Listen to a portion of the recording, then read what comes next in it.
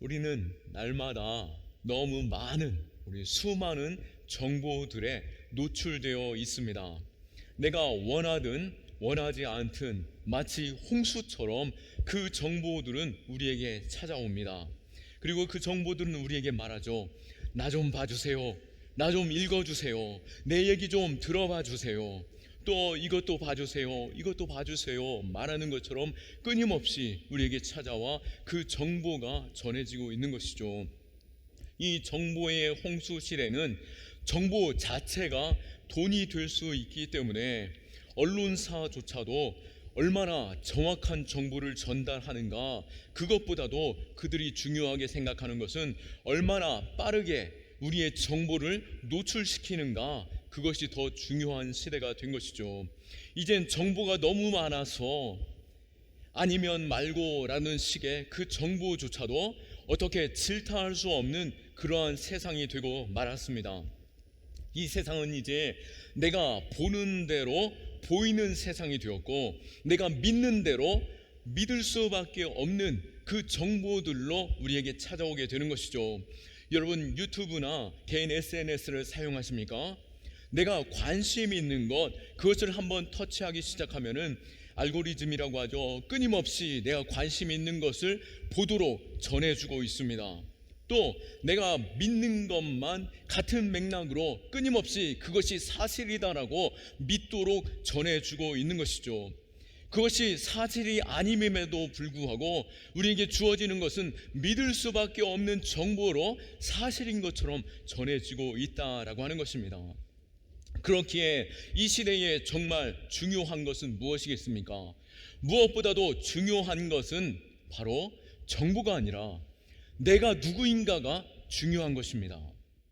내가 무엇에 관심이 있고 무엇을 좋아하고 무엇을 믿는가, 그것이 중요한 시대가 된 것이죠. 내가 무엇을 믿는가가 더 중요한 시대가 되었다라고 하는 것입니다. 호세아 선지자는 탄식합니다. 내 백성이 지식이 없어 망하는도다. 과연 지식이 없어서 망한다라고 말하였습니까? 아니요. 그들이 많은 것을 알고 있지만 이것도 믿고 저것도 믿기 때문인 것입니다. 믿지 말아야 할 것을 믿고 있고 믿어야 할 것을 믿지 않고 있기에 그들이 망하게 되는 것입니다. 우리가 믿고 있는 것, 그것이 참된 진리이고 영원한 것인지 우리는 내 자신을 돌아보고 내가 어떠한 사람이고 무엇에 관심이 있고 무엇을 믿는지 정확하게 서 있을 수 있기를 축원합니다. 이 세상의 그 어떠한 지식보다도 중요한 지식이 있습니다. 그리고 가치 있는 정보가 있습니다. 그것이 무엇입니까? 바로 예수는 그리스도시다 라고 하는 정보인 것입니다. 지식인 것입니다. 예수 그리스도를 아는 그 지혜, 그 믿음이 내 안에 있어야 한다라고 말씀드리는 것입니다. 사도 바울은 예수를 아는 지식 외에 다른 것은 모두 하찮은 것으로 마치 배설물처럼 여겼다라고 고백하고 있습니다. 빌립보서 3장 8절에 또한 모든 것을 해로 여김은 내 주 그리스도 예수를 아는 지식이 가장 고상하기 때문이라. 내가 그를 위하여 모든 것을 잃어버리고 배설물로 여김은 그리스도를 얻었다라고 하는 것이죠. 여러분, 무엇이 여러분들에게 하십니까? 여러분들은 무엇을 가졌을 때 가장 만족하고 무엇을 세상에 보여주고 싶어 하십니까? 이 땅 가운데 가장 가치 있고 영원한 진리 예수 그리스도가 여러분 안에 있고 그 진리를 믿고 그것을 증거하는 삶이 될 수 있기를 축원합니다. 하나님의 자녀들은 예수 그리스도를 바로 알고 그 지식 위에 믿음의 집을 세워가는 것입니다. 요한복음은 무엇을 말하고 우리에게 가르쳐주고 있습니까? 요한복음 20장 31절에 오직 이것을 기록함은 너희로 예수께서 하나님의 아들 그리스도이심을 믿게 하려 함이라. 또 너희로 믿고 그 이름을 힘입어 생명을 얻게 하려 함이라 말씀하고 있습니다. 예수 그리스도를 아는 것, 그것이 우리에게 가장 중요하며 예수 그리스도를 알 때 영원한 생명이 우리에게 있음을 믿으시기 바랍니다. 예수를 바로 알고 그 위에 바른 믿음으로 건축해 가는 것, 그것이 바로 우리의 신앙이며 이 땅 가운데 우리 자신을 드러내 보여야 하는 건축물인 것입니다. 예수님은 누구십니까? 우리는 이 영광스러운 이름 예수 그리스도를 바로 알아야 합니다. 예수님께서 제자들을 훈련시키는 가운데 이제 예루살렘을 향하여 가시며 십자가 지실 일을 앞두고 있었습니다. 그때 예수님께서 제자들에게 물으셨습니다. 사람들은 나를 보고 더러는 세례 요한, 더러는 엘리야, 에레미야 선지자 중에 하나다라고 말하고 있는데 너희는 나를 누구라 하느냐라고 물으신 것이죠. 이때 베드로가 대답합니다. 마태복음 16장 16절에 주는 그리스도시요 살아계신 하나님의 아들이십니다. 이것은 예수님에 대한 고백 중에 가장 완벽한 답입니다. 예수님이 이 땅 가운데 오신 목적과 그 신분을 정확하게 표현하고 있는 답이 바로 주는 그리스도시요 살아계신 하나님의 아들이십니다 라고 하는 고백인 것입니다. 그리스도란 바로 기름 부음 받은 자다라고 하는 뜻입니다. 기름 부음 받은 자, 구약에서는 왕에게 기름 붓습니다. 제사장에게, 선지자에게 기름을 붓습니다. 그리고 왕이 되시며 우리의 구원자 되시며 하나님께로 이끄실 분, 그분 메시아, 그가 기름 부으심 받을 자로 이 땅에 오신다라고 하는 그 메시아 사상이 유대인들에게 있었고, 베드로는 바로 그분이 예수님 당신이십니다. 당신이 예수 그리스도시요 우리를 구원하실 분이시요 하나님께로 인도하실 뿐만 아니라 당신 안에 하나님이 계십니다 라고 고백하는 것, 하나님의 아들이신 당신에게서 우리는 하나님을 바라봅니다 라고 고백하는 고백이 그에게 있었던 것입니다. 이 고백을 들을 때에 예수님께서 매우 놀랍게 여기셨고 그 정확한 답에 매우 크게 기뻐하시며 축복하시죠. 마태복음 16장 17절에 19절을 볼 때에 바요나 시몬아 네가 복이 있도다. 이를 내게 알게 한 이는 혈육이 아니요 하늘에 계신 내 아버지시니라. 또 내가 내게 이르노니 너는 베드로라. 내가 이 반석 위에 내 교회를 세우리니 음부의 권세가 이기지 못하리라. 내가 천국의 열쇠를 내게 주리니 내가 이 땅에서 무엇이든지 매면 하늘에서도 매일 것이요 이 땅에서 무엇이든지 풀면 하늘에서도 풀리리라. 아멘.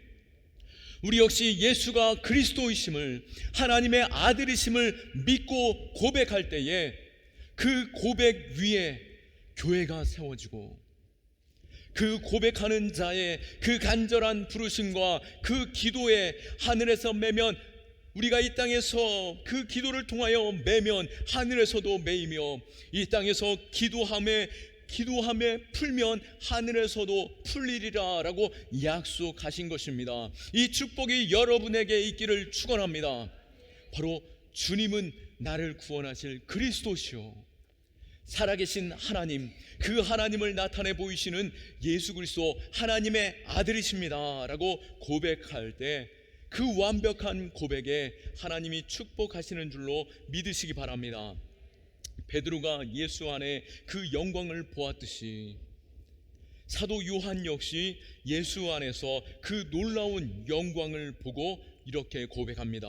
14절 말씀에 말씀이 육신이 되어 우리 가운데 거하심에 우리가 그 영광을 보니 아버지의 독생자의 영광이요 은혜와 진리가 충만하더라. 여기서 영광이라는 단어의 의미는 빛, 광채라는 의미인 것입니다. 바로 짙은 어두운 가운데 빛을 보게 되면 그 빛은 너무나도 선명하게 되는 것이죠. 그 어두운 가운데 빛을 보았을 때에 내가 빛을 보았다라고 말하지 않겠습니까? 그것이 바로 영광인 것이고 명성이며 평판이며 칭찬인 것입니다. 이것이 빛이다 라고 말하는 것, 나는 무엇이라고 생각한다, 나는 나의 생각은 이것이다 라고 고백하는 것, 그게 영광인 것입니다. 명확하게 말하는 것, 명확하게 드러내는 것, 그것이 바로 영광을 드러내는 것입니다.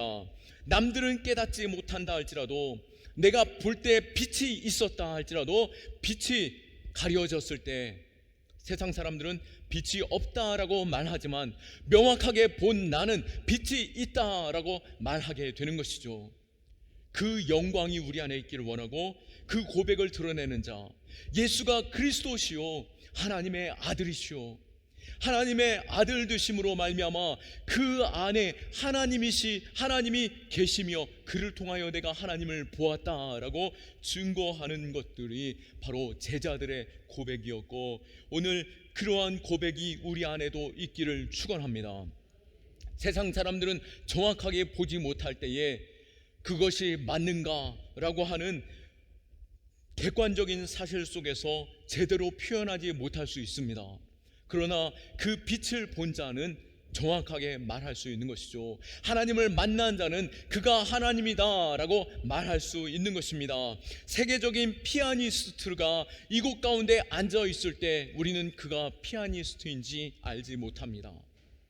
그런데 우리가 언제 그가 세계 가운데 가장 뛰어난 피아니스트라고 말할 수 있습니까? 그가 피아노 앞에 앉아서 연주할 때 와, 정말 놀라운 연주 솜씨고 세계에서 최고 가는 연주 솜씨, 그 피아니스트가 맞구나라고 고백하는 것이죠. 그런 것처럼 우리가 그 명확한 사실을 볼 때 우리는 그가 누구이신지를 증거할 수 있는 것입니다. 그렇다면 독생자의 영광, 오늘 말씀 가운데 말씀이 육신된 그 영광이 바로 독생자의 영광이다라고 말하고 있는데요, 하나님은 말씀이십니다. 성경에서 말씀 되신 분은 바로 하나님이신 것이죠. 바로 말씀이 육신이 된 영광이다 라고 말씀하신 것은 하나님이 육신을 입고 이 땅에 오신 것과 같다라고 말씀하는 것입니다. 그 말씀이 예수 그리스도시요 바로 예수 그리스도께서 하나님이시다라고 고백하는 것이 바로 그들의 영광스러운 고백이었던 것입니다.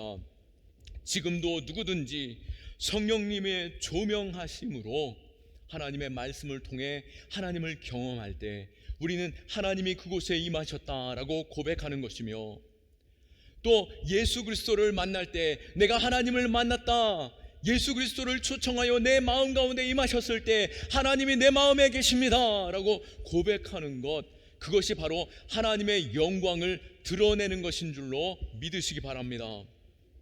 그 앞에 엎드려 내가 하나님을 만났습니다 라고 고백하는 것, 내가 그 영광을 보았습니다 라고 고백하는 것이 우리 안에 있는 것, 그것이 있어야 하는 것이죠.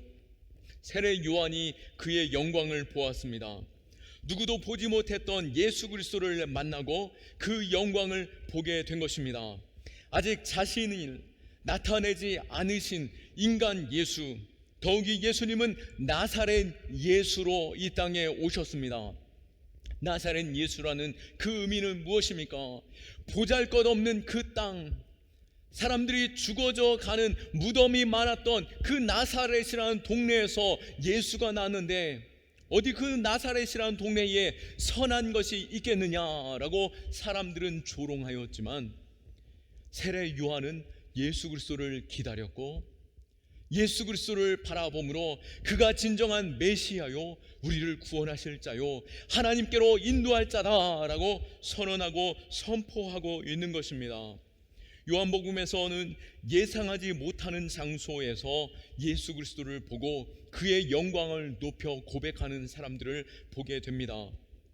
요한복음 2장을 볼 때에 가나의 혼인잔치 그 집에서 물이 변하여 포도주 된 사건이 있습니다.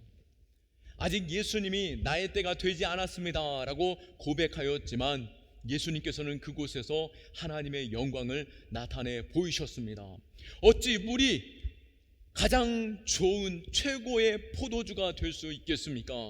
요한복음 2장 9절에 연회장은 물로 된 포도주를 맛보고도 어디서 났는지 알지 못하되 물떠온 하인들은 알더라.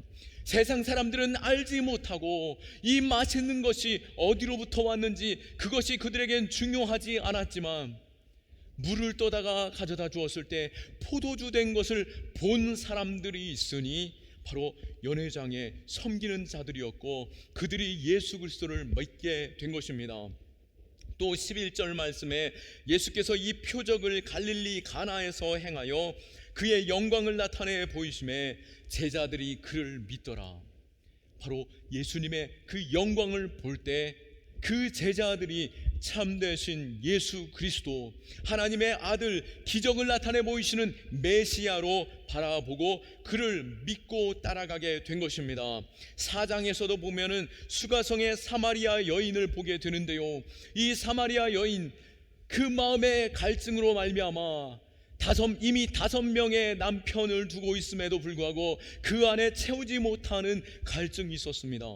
그런데 그 여인이 남들이 찾지 않는 그 시간대에 우물가에 물을 기르고 있을 그때에 예수님을 만났고 예수님의 말씀 속에서 하나님을 체험하며 그 모든 갈급함이 채워지고 하나님께 참된 예배자로 섬으로 인하여 그가 달려가 마을 사람들에게 내가 마르지 않는 샘물, 영원한 생명 되시는 물을 만났다, 하나님을 만나고 그를 통하여 우리가 함께 예배하자라고 자랑하며 많은 이들을 이끄는 자 되었던 것을 우리는 볼 수 있습니다.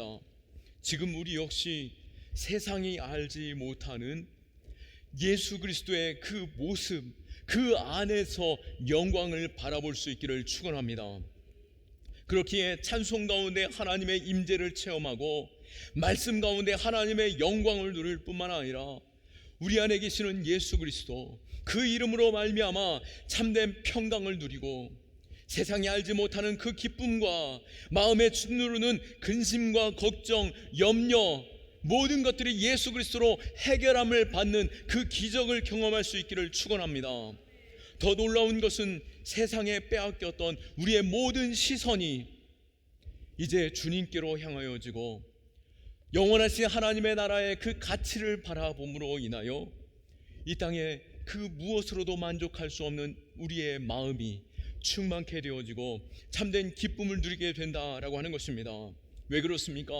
바로 하나님이 내 안에 오셨기 때문인 것입니다.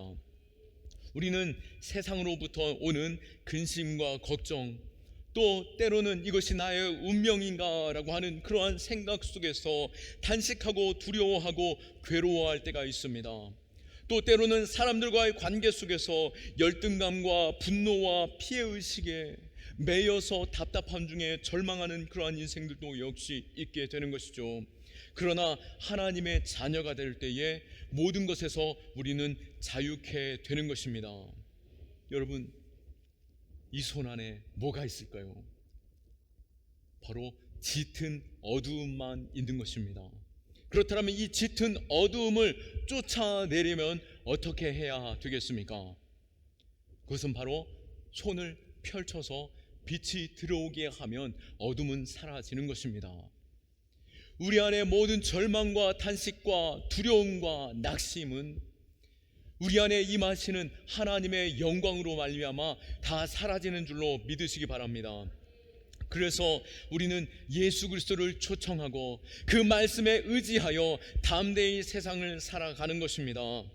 100여 년 전에 우리나라에 예수 그리스도의 그 복음이 전해짐으로 인하여 어둡고 답답했던 이 땅에 빛이 임하게 되었습니다. 수많은 여성들에게 그 어둠에 벗어나는 자유를 허락해 주셨고 종의 굴레와 속박에서 사람들은 해방을 얻게 되었습니다. 우상과 저주의 그 영에 묶여 사로잡혀 있던, 얽매여 있던 그 인생들이 자유케 되었고 가난과 절망이 끊고 잘 사는 나라, 이제는 복음을 증거하는 나라가 된 것입니다. 명확하게 알지 못하는 이 땅 가운데 복음이 임함으로 그러한 축복이 임하여졌는데 우리가 예수 그리스도를 명확하게 알고 그 영광을 증거하는 삶이 될 때 우리의 모든 삶에 하나님의 영광이 임하는 줄로 믿으시기 바랍니다. 우리의 가정과 직장과 또 모든 삶에 하나님의 빛이 임하고 내 마음 어두운 것, 또 나만의 그 은밀한 장소에 그 마음에 닫아놓았던 문을 열어 예수 그리스도를 초청할 때 그곳에 하나님의 영광, 하나님의 역사, 놀라운 기적이 많은 줄로 믿으시길 바랍니다. 예수 그리스도의 영광, 그 영광은 무엇일까요? 그리고 그 영광을 우리가 이제는 안다라면은 그 영광을 경험한 자의 삶을 살아갈 수 있기를 축원합니다. 영광스러운 주님을 만난 후에 세례 요한의 삶이 어떻게 변화됩니까? 먼저는 대중적인 유혹에 그가 넘어지지 않았고 자신이 있어야 할 자리에서 하나님의 영광을 드러내어 보였다라고 하는 것입니다. 당시 세례 요한의 인기는 마치 하늘을 찌르는 것 같았습니다. 그가 광야에 있음에도 불구하고 수많은 사람들이 몰려와 그에게 엎드려 그의 머리를 조아리며 물로 세례를 받은 것이죠. 당시에 유대인들의 지도자들조차 그에게 찾아와 머리를 숙이며 물로 세례를 받았습니다. 또 그를 향하여 당신이 메시아가 아닙니까? 라고 질문하기까지 이르렀던 것이죠. 이때 세례 요한은 그런가요? 라고 말하지 아니하고 아니요, 나는 메시아가 아닙니다 라고 고백하였던 것입니다. 20절 말씀에 요한이 드러내어 말하여 숨기지 아니하니 드러내어 하는 말이 나는 그리스도가 아니니라. 아멘. 드러내어 말했다라고 하는 것은 무슨 말입니까? 나는 절대로 그리스도가 아니요, 나는 메시아가 아니요 라고 말하고 있는 것입니다. 그것은 무슨 말입니까? 내가 드러나야 할 것이 아니라 참되신 메시아가 오실 텐데 그분만 높이 서야 하는 것입니다 라고 절대적으로 강조하며 말하고 있는 것입니다. 27절에도 나는 그의 신발끈 풀기도 감당하지 못하겠나이다 라고 고백하고 있는 것이죠. 예수 그리스도 그 이름의 영광을 아는 자이기 때문에 그는 이렇게 고백할 수 있었던 것입니다. 우리도 예수 그리스도의 영광을 안다라고 한다면 예수 그리스도께서 더욱더 드러나는 자리, 하나님이 더욱더 영광 받으시는 자리, 하나님께서 기뻐하는 그 자리에서 하나님의 영광을 드러내 보여야 한다라고 하는 것입니다. 이 예배 가운데 안내하는 그 모습을 통해서 하나님의 영광이 드러나는 것이고, 찬양하는 그 모습과 그 육성을 통하여서 하나님의 영광이 드러나는 것입니다. 그러기에 이곳 가운데에서 우리는 하나님의 임재를 경험하고 그 말씀에 선포되어지는 그 말씀을 붙잡고 하나님을 체험하여 담대히 세상 가운데 하나님을 드러내 보이는 삶, 내가 있어야 하는 그 자리에서 영광을 보이는 것, 그것이 바로 하나님의 영광을 경험한 자의 삶이 되는 것입니다. 또 하나님의 영광을 본 사람은 그 영광을 증거하기에 우선순위를 두는 것을 볼 수 있습니다. 15절 말씀에 요한이 그에 대하여 증언하여 외쳐 이르되 내가 전에 말하기를 내 뒤에 오시는 이가 나보다 앞선 것은 나보다 먼저 계심이라 한 것이 이 사람을 가리킴이라 하니라. 세례 요한의 말과 자세를 보면 그 중심이 오직 오실 예수 그리스도께 있었고, 예수 그리스도를 만남으로 인하여 나는 신발끈조차 맬 수 없는 자요, 나는 패하여야 하고 그가 흥하여야 한다라고 말하며 예수 그리스도만 높여드리는 것이며 또 예수 그리스도만 자랑하는 삶을 살아가고 있는 것을 보게 되는 것입니다. 예수님을 만날 준비가 되는 자, 그가 예수 그리스도를 만나는 것이고, 예수 그리스도를 만난 자는 하나님의 영광을 보고 하나님의 영광을 증거하는 삶을 살아가게 될 것입니다. 우리가 예수를 전합시다, 복음 전합시다, 전도합시다 라고 말할 때 어떤 분들은 마지못해 억지로 하시는 분들이 있습니다. 교회에서 뭐 행사한다고 하는데 내가 한 명이라도 데려가야 하지 않겠냐, 야 우리 가족들 이번 주에 모이는 거로 하는 거다, 알겠지? 라고 말하면서 초청하는 거, 예, 좋습니다. 그곳에 하나님의 영광이 있습니다. 그러나 하나님의 영광을 체험한 사람, 그리스도의 그 영광을 발견하고 그 기쁨을 누린 사람은 그 삶에서 저절로 하나님의 사랑, 하나님의 영광, 하나님의 기적을 증거하는 삶으로 살아가게 되는 것이죠. 예수님을 통해서 하나님의 영광을 보았던 안드레는 어떻게 합니까? 41절에 보면은 안드레가 그의 형제 시몬에게 찾아가서 우리가 메시아를 만났다, 메시아는 번역하여 그리스도라라고 말하는 것처럼 내가 예수 그리스도를 보았는데 그는 하나님의 아들이고 그를 통하여 내가 하나님의 영광을 보았다라고 자랑하고 있는 것 아닙니까? 우리도 하나님을 증거하는 자 되기를 원하는데요, 우리의 예배를 통하여서 또 우리의 모든 삶에서 하나님의 영광을 체험할 수 있기를 축원합니다. 바로 전도하는 이유는 내가 그 영광을 보았기 때문이고, 그 영광이 얼마나 값지고 얼마나 아름답고 얼마나 놀랄만하며 얼마나 기적과 같은 그 기쁨이 되기에 그것을 자랑하겠습니까? 우리는 이 놀라운 영광을 보는 것입니다. 이 놀라운 영광, 그것은 바로 하나님의 임재를 통해서 보게 되는데요, 물론 개인이 하나님의 말씀을 볼 때 하나님의 임재를 경험하고 기도할 때 하나님의 영광을 보게 됩니다.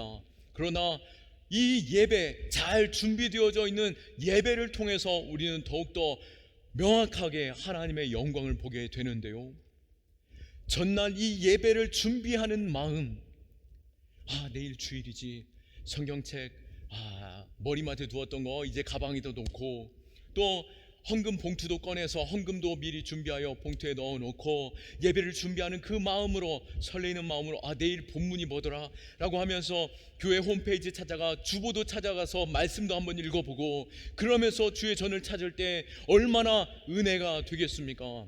또 잘 준비되어져 있는 예배, 안내팀이 기쁨으로 환영하고, 또 잘 준비되어져 있는 찬양과 또 예배의 그 분위기, 우리 역시 교역자들 역시 예배를 어떻게 하면 더욱더 예배다워질 수 있을까 생각하며 말씀에만 집중되어질 수 있도록, 추울 때는 물론 온풍기도 켜놓기도 하겠지만 온풍기도 꺼놓고, 또 강단에서 시선이 뺏기지 아니하도록 오직 말씀되어지는 강단만, 말씀만 선포하고 있는 것이죠.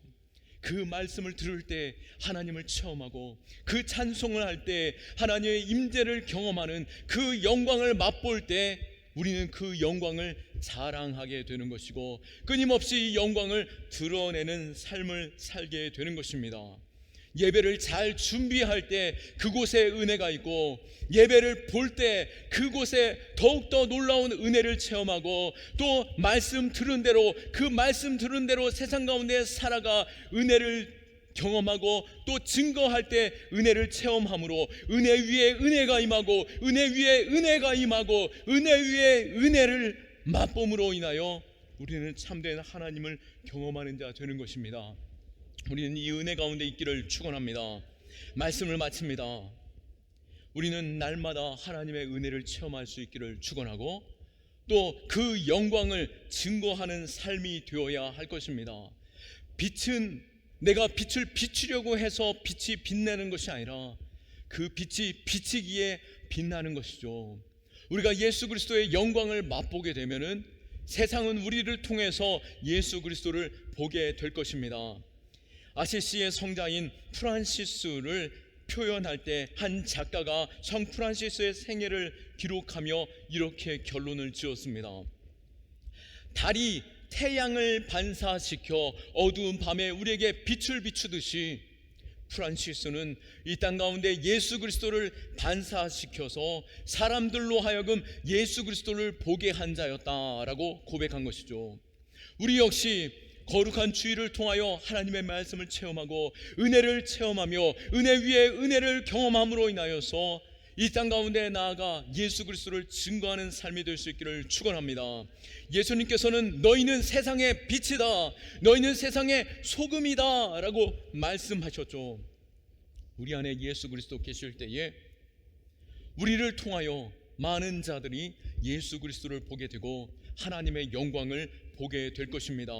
우리가 예수 그리스도의 빛을 증거할 때에 하나님의 영광이 우리 안에 있고 영원토록 하나님의 축복이 우리에게 임하게 될 것입니다. 다니엘서 12장 3절 말씀에 이 빛을 이렇게 소개하는데요, 많은 사람을 옳은 대로 돌아오게 한 자는 별과 같이 영원토록 빛나으리라. 많은 사람을 주께로 돌아오게 하는 여러분이 저 하늘에 빛나는 별과 같이 하나님의 영원한 축복의 자녀, 복된 자녀 되는 줄로 믿으시기 바랍니다. 우린 이렇게 기도해야 합니다. 주여, 주님의 영광을 보게 하소서. 내 눈을 열어 하나님의 영광을 볼 수 있도록 은혜 위에 은혜를 더하여 주옵소서. 내 삶을 통하여, 내 성품을 통하여, 내 입술을 통하여, 내 모든 발걸음을 통하여 예수 그리스도 증거하게 하여 주시고 하나님의 영광 나타내 보여 주옵소서. 아멘. 우리 하나님께 영광의 박수 올려드리겠습니다.